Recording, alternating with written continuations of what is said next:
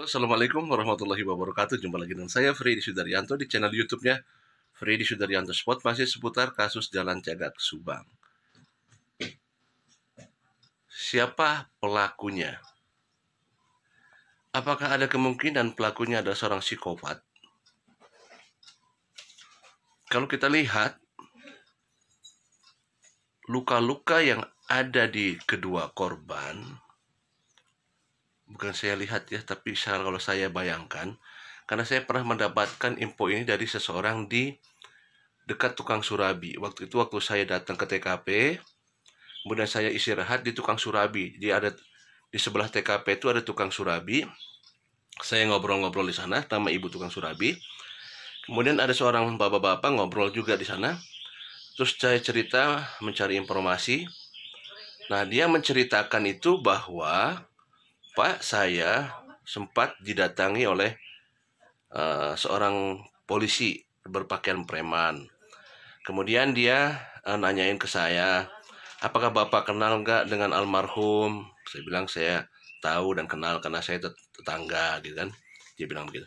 Kemudian dia juga diberikan katanya, Abdi Pak, saya dikasih HP, diperlihatkan foto-foto kedua almarhum.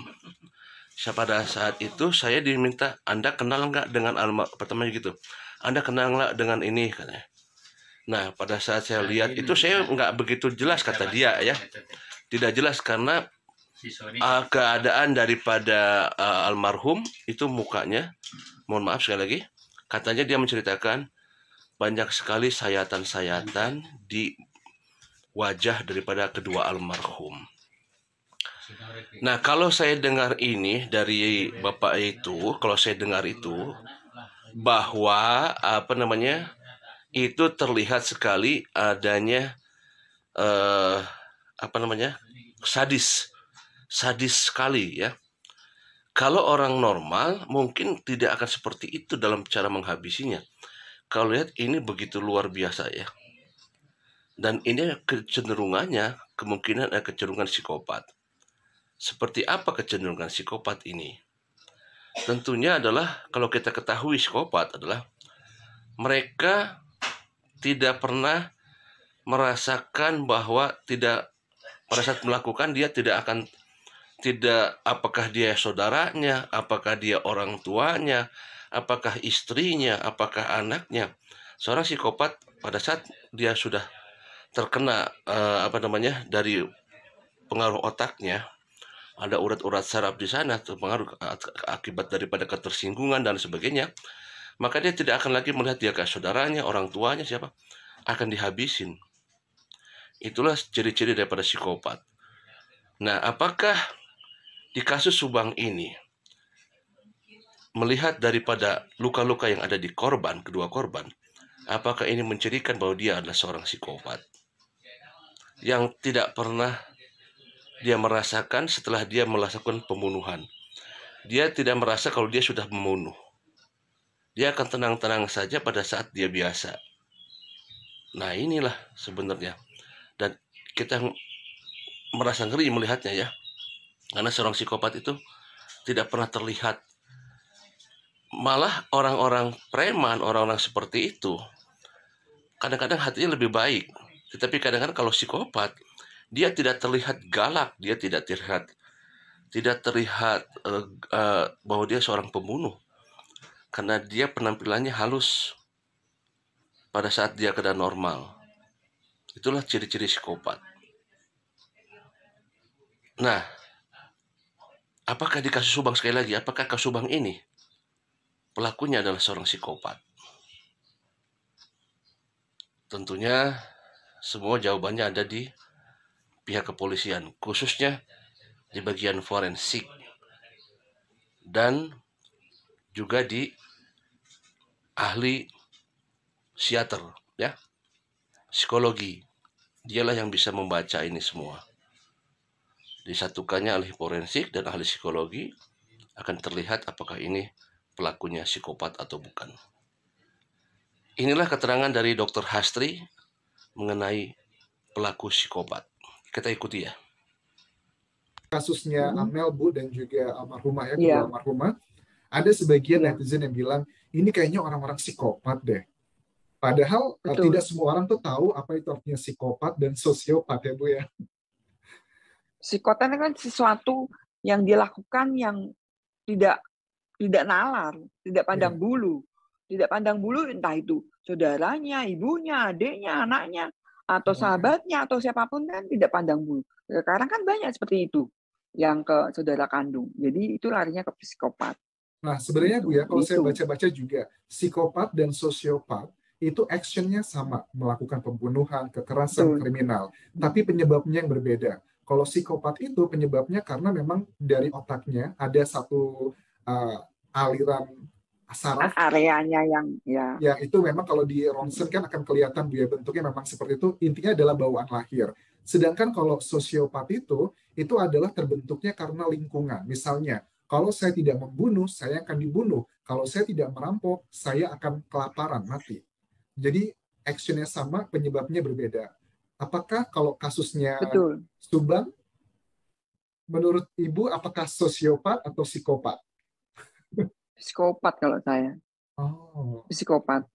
Soalnya jelas sekali sih kayak kayak merasakan luka-luka yang dia buat ke korban itu gitu, seperti dia itu. Dan menikmati ya. uh, ya dan itu sesuatu yang memang apa namanya mempengaruhi dia secara kepribadian, kayak mungkin ketemu orang baik-baik saja, kita kan nggak nyangka dia kalau ketemu ya misalnya, oh ternyata pembunuhnya, oh padahal kita nggak yakin saja, ya kan, malah orang-orang yang kesannya kayak preman, sangar gitu, malah kadang hatinya baik gitu kan, seperti itu. Karena tadi mungkin larinya ke hanya gangguan di organ otaknya yang tidak terbentuk dengan sempurna kan, seperti itu. Tuh, jadi kita tapi nggak bisa bedain Mas mau ketemu antara dua jenis Susah. itu kan nggak tahu. Tapi Bu, Kadang mereka juga membahayakan kita kan. ada fakta yang juga cukup menarik sih Bu. Kalau saya baca dari buku psikolog, mayoritas ada beberapa profesi yang kecenderungan untuk menjadi psikopatnya tinggi. Dokter bedah dan forensik adalah salah satunya. Nah, Iya, jadi adalah. makanya kan saya harus waras di dunia yang tidak waras ini. Tapi apakah Ibu melihatnya ada rasionalnya gitu, rasionalisasi kenapa kok ada sejumlah riset yang bilang beberapa profesi itu cenderung untuk memiliki kepribadian psikopat karena psikopat itu kan yang suka menyakiti, yang kriminal lah seperti itu. Kan Ibu sebagai Karena kan kita juga praktisi. bekerjanya pakai alat, iya kan? Saya kan bekerjanya juga dan katanya kok tega banget ya perempuan, kok kayak cenderungnya saya kok darah dingin ya, otopsi nggak mikir nggak ini gitu kan. Kalau saya kan fokusnya mencari kebenaran, keadilan, apalagi kalau untuk identifikasi. Tujuannya kita harus fokusnya di situ dan Niat ya. dipandang orang mungkin iya.